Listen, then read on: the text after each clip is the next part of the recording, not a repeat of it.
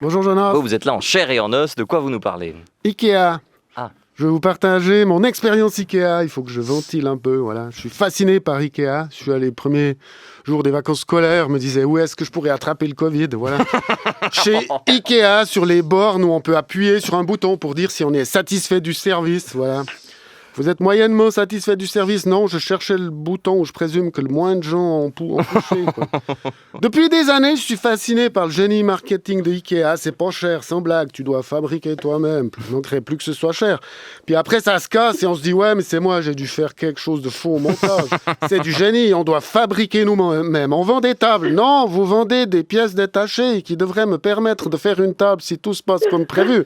Nuance. Quand je vais au supermarché que j'achète citron, farine, levure, œufs, sucre, le supermarché ne prétend pas m'avoir vendu un cake au citron, vous voyez. Ça me fascine, Ikea. Le parcours est savamment étudié. Il te force à passer partout dans le magasin en suivant les flèches. Comme ça, t'es venu pour 2 chaises, puis tu ressors 8 heures plus tard avec pour 6004 francs de trucs, plus un paquet d'Inde de 3 kilos. Par exemple, on est venu pour acheter des chaises, mais madame reste plantée devant les abat-jours. Elle m'explique que ces abat-jours modulables ont été dessinés par le designer Knut Bergström. Je sais pas foutre qui est Knut Bergström, mais il a l'air pratique cet abat-jour modulable, composé de 800 pièces détachées. On va s'amuser comme des petits fous. Pour se réconcilier, elle me dit on ira manger des hot dogs après. Ouais, alors ça me fait penser qu'on doit acheter une brosse à chiottes aussi. Et ça lui fait penser qu'il nous faut une poubelle pour la salle de bain. Ça va être vite fait. Il y a 15 modèles différents déclinés, tous en plusieurs couleurs. Je suis là, je la suis comme un caniche, je commence à être déshydraté. Le magasin, il est tellement grand qu'au milieu du parcours, il y a un restaurant pour que tu puisses te ravitailler si jamais tu tombes en hypoglycémie. À la cantine, il faut absolument manger la spécialité suédoise, les boulettes de viande. Oh, big deal. Hein. Je crois que les boulettes de viande, c'est la spécialité d'à peu près la moitié des pays de la planète. Mais enfin bref. C'est tellement grand, Ikea, qu'à un moment, pour récupérer un meuble, il faut aller dans un autre bâtiment et il faut reprendre la voiture. Enfin, je veux dire, il se trouve où mon meuble? Ben, vous tournez au giratoire en direction de Genève. Non, mais je me renseigne pour acheter le lit Bruckström. En effet, le mobilier a des prénoms chez Ikea. Ils baptisent les meubles pour le cas où tu veux leur adresser la parole, je sais pas. Puis alors, je sais pas comment ils s'y prennent pour inventer des noms pareils. Hein. Je pense qu'ils donnent un coup de poing sur un clavier. Pas là, ce sera Bruckström, là.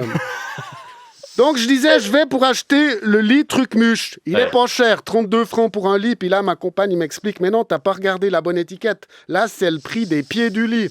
Ah bon, ils vendent séparément au cas où des gens veulent acheter seulement les pieds du lit.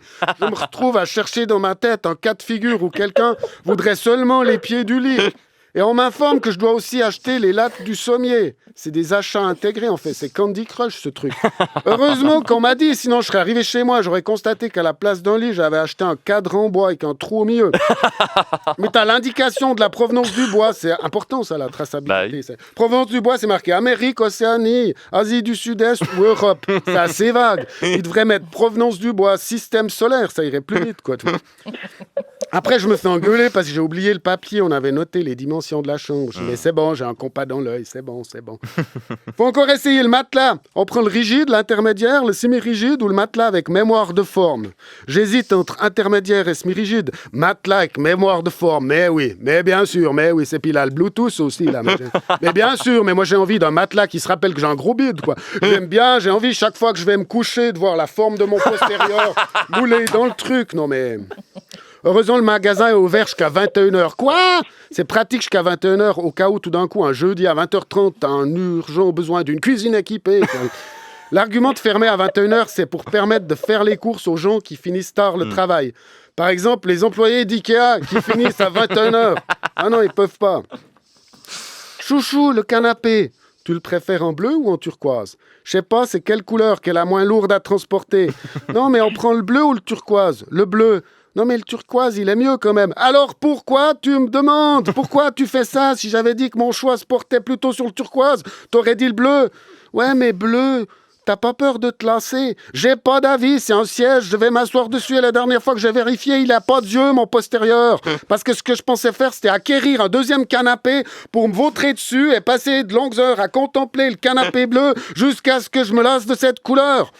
Je me sens manipulé et c'est fait exprès parce qu'après, qui va se péter le cul à porter et à assembler les meubles pour essayer de retrouver un peu de la virilité qu'il a égarée entre la section des luminaires et la sortie du magasin? C'est Bibi. Puis alors, arrivé à la maison, faut assembler les trucs. Moi, j'aime bien faire sans regarder les plans de montage. Je suis un vrai mec, pas besoin. Pas besoin du plan, c'est pas bien compliqué. Puis quand j'ai terminé, ma chérie me demande pourquoi il reste des pièces que j'ai pas utilisées.